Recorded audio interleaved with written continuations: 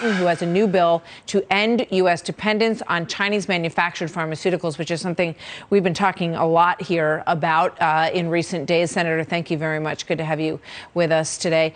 I guess the big question is, and what Ben Shapiro gets at here, is does this fundamentally change our relationship with China? And can we trust the government of China anymore? The president has wanted to have a good relationship with President Xi, but there's definitely been a betrayal of information here. No, Martha, I have never trusted a communist, and I never will trust a communist. And that's who runs China, is the Chinese Communist Party. China doesn't deserve to be trusted. As the president said, they unleashed this pandemic on the world. In early December, they knew that there was some kind of outbreak happening with the novel coronavirus in Wuhan.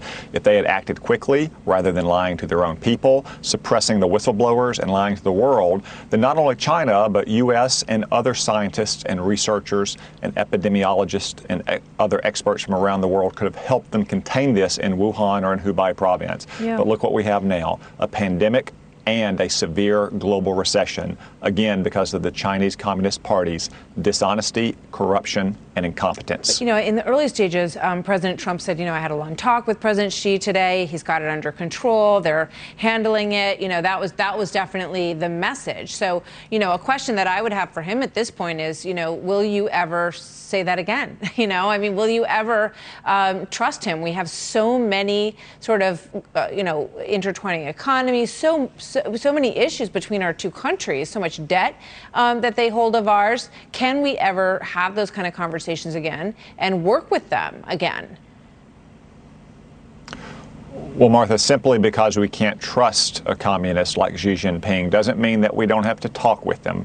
As Ronald Reagan said when he talked to Soviet leaders, trust but verify. Right. So, of course, President Trump has to maintain open lines of communication with all of our adversaries around the world. However, we cannot trust China to continue to manufacture our pharmaceuticals, things like antibiotics and penicillin, ibuprofen, acetaminophen, to say nothing of dozens of other basic pharmaceutical ingredients. That's why I would say that the military, Health and Human Services, meaning Medicare and Medicaid, the VA, can no longer buy drugs that are sourced from China. And I would give incentives for companies to bring manufacturing of basic pharmaceuticals back to the United States. Now, we've talked to Senator Rubio about a similar bill. We've also highlighted a bill that is from Senator Menendez and Senator Blackburn of Tennessee.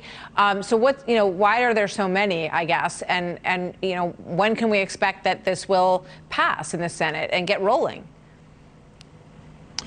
Well, Martha, there's a lot of different approaches. What we do is use the purchasing power of the entire United States government, every agency in the United States government that buys pharmaceuticals at scale. We don't say study the problem. We don't say form a commission, get back to us. We just tell them within a certain amount of time, stop buying these drugs. And on the same time, we provide incentives so we can start making those drugs here. Yeah, it seems like something that we ought to be able to start now. We have all these wonderful pharmaceutical companies. We have, manufacturing capacity in this country, and we're going to need job growth, I think, obviously.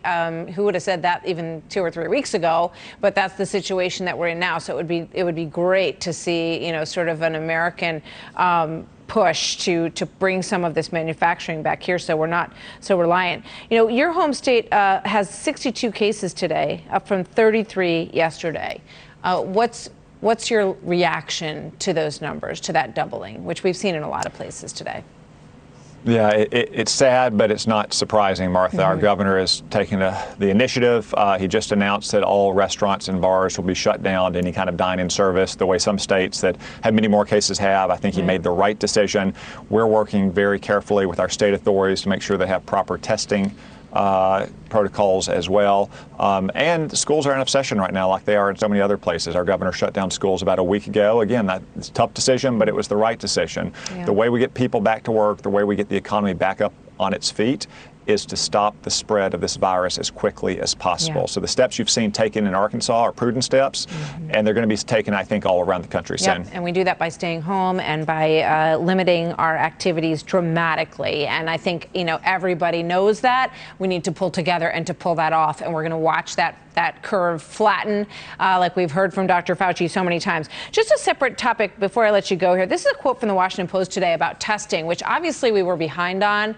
This is an issue that is, something I think we all just have to be sort of straightforward about. But now this is what's happening. It says on the same day that Utah Jazz player Rudy Gobert fell ill in Oklahoma and was tested for the coronavirus this month, a female paramedic lay in a Tulsa hospital bed a little more than 100 miles away, unable to obtain a test. And then you hear that, all of these NBA players have been tested, and people want to know, is there fairness in that? And how is that happening? Yeah, Martha, it sounds like in some cases there may not be fairness. People should be tested if their doctors think they should be tested. Generally, that means they're symptomatic. I think in retrospect, there'll be some stories that make you and me and most Americans irate. Now, hopefully those stories are being overtaken by events as the availability of tests gets more and more widespread across our country. But tests should be directed by medical professionals, not by one's wealth or celebrity or status in our society. Yeah. I mean, this is the United States of America. If a doctor wants someone to have a test, they ought to be able to get it. And we know those are ramping up, and we hope that it is a case where every doctor who needs one is going to be able to get one. Senator Cotton, thank you. You're a lot of things, but I don't think you're a medical doctor, right? I'm not a doctor. I will say, though, that I know what the Chinese Communist Party has been up to for a long time, and that's why I've been worried about what had happened in Wuhan for so long. Well, thank you, and keep us posted on your bill and your legislation. And it's a good effort. Thank you, Senator. Good to see you tonight. Thank you, Martha. So.